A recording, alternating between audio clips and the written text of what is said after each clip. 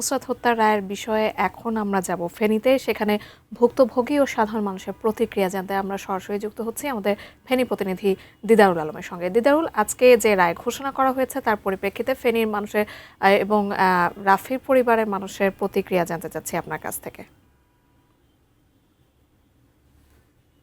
আদালতের যে রায়, সে রায়ের পরবর্তী পর আজকে যে উচ্চ আদালত যে রায় দিয়েছে, এলাকাবাসী সন্তুষ্ট। তারা বলছেন যে নিম্ন আদালতে যে 16 জনকে মৃত্যুদণ্ড দেওয়া হয়েছিল সেটি আসলে আজকের যে উচ্চ আদালতের রায়, সেই রায়ে যেখানে যারা নিরপরাধ তাদেরকে আসলে 10 জনকে খালাস দেওয়া হয়েছে এবং 4 জনকে যাবজ্জীবন এবং 2 জনকে মৃত্যুদণ্ড দেওয়া হয়েছে। মূলত যারা এই রাফি হত্যার সাথে সরাসরিভাবে জড়িত ছিল এবং যে তথ্য উপাত্তের ভিত্তিতে যে 2 জনকে প্রমাণিত হয়, সে 2 জনের আসলে মৃত্যুদণ্ড হয় এবং আরও যে 4 জন, সে 4 জনকে যাবজ্জীবন দেওয়া হয়। এবং যারা আসলে এই যে হত্যাকাণ্ড যেটির সাথে জড়িত নয়, যে তথ্য উপাত্ত পাওয়া যায়, সেই কারণে তাদের 10 জনকে খালাস দেওয়া হয়েছে। আমরা এখানকার যারা এলাকাবাসী রয়েছে, আমরা তাদের সাথে কথা বলেছি। তারা আমাদেরকে যেমনটি জানিয়েছেন যে আসলে আদালতের যে রায়, সেই রায়ে তারা সন্তুষ্ট। কারণ হচ্ছে নিরপরাধ কোনো মানুষ যেন মানে সাজা না পায়, সে বিষয়ে তারা কিন্তু আসলে বারবারই বলছেন। আমরা ওই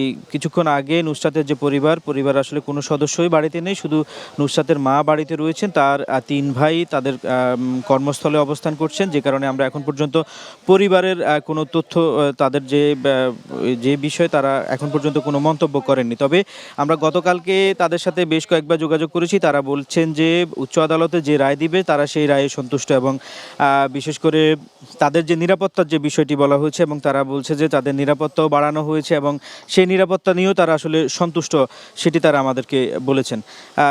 যাকে একটু বলে রাখি, 2019 সালের 27 মার্চে সোনাগাজী ইসলামী ফাজিল মাদ্রাসা তৎকালীন অধ্যক্ষ সিরাজউদ্দৌলার বিরুদ্ধে যৌন নিপীড়নের অভিযোগে নুসরাতের মা শিরিন আক্তার বাদী হয়ে মামলা করেন এবং ওই মামলা তুলে নেওয়ার জন্য তাদেরকে চাপ প্রয়োগ করা হয় এবং তারা মামলা তুলে না নিতে রাজি হওয়ার কারণে 6 এপ্রিল আলিম পরীক্ষা দিতে গেলে মাদ্রাসায় কৌশলে শেল্টার হাউসের 4 তলার ছাদে নিয়ে তাকে গায়ে কেরোসিন দিয়ে আগুন ধরিয়ে দেওয়া হয় এবং সেখান থেকে তাকে গুরুতর অবস্থায় ঢাকায় চিকিৎসা নিতে নিয়ে যাওয়া হয় এবং চিকিৎসাধীন অবস্থায় 10 এপ্রিল তার মৃত্যু হয়। এবং পরে এই মামলার তদন্ত শেষে 16 জনের বিরুদ্ধে অভিযোগপত্র দেওয়া হয় এবং 2019 সালের 24 অক্টোবর ফেনীর যে নারী ও শিশু নির্যাতন দমন ট্রাইব্যুনালে এই মামলার রায়ে 16 আসামিকে মৃত্যুদণ্ড দেয়া হয় এবং পাশাপাশি 1 লক্ষ টাকা করে অর্থদণ্ড দেয়া হয়, আমরা যেটি দেখেছি। এবং আজকে যে উচ্চ আদালতের যে রায়, সেই রায় অনুযায়ী 2 জনকে মৃত্যুদণ্ড এবং 4 জনকে যাবজ্জীবন এবং 10 জনকে খালাস দেওয়া হয়েছে। এবং